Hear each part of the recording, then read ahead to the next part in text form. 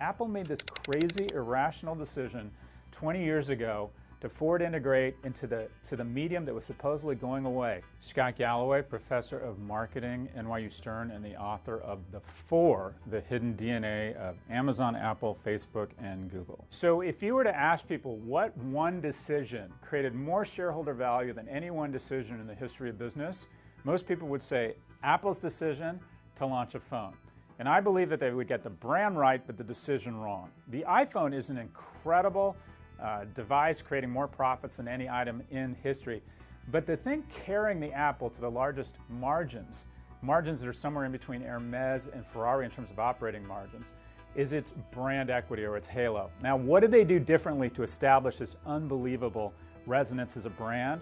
Samsung, their closest competitor, spends double on advertising. They also spend double on online advertising. So where has Apple reinvested that capital? Apple made this crazy, irrational decision 20 years ago to forward integrate into the medium that was supposedly going away, stores. And they have somewhere between $5 and $6 billion in store leases now on their balance sheet, and have reallocated capital out of traditional broadcast media, which is declining every day in effectiveness, into the store, where people still make physical contact, if you will. They still consummate the relationship with the brand at the point of purchase. So you have this temple to the brand, which is this unbelievable experience called an Apple Store, and then you have this very mediocre experience called an AT&T or Verizon Connect Your Phone experience for Samsung and the other Android players.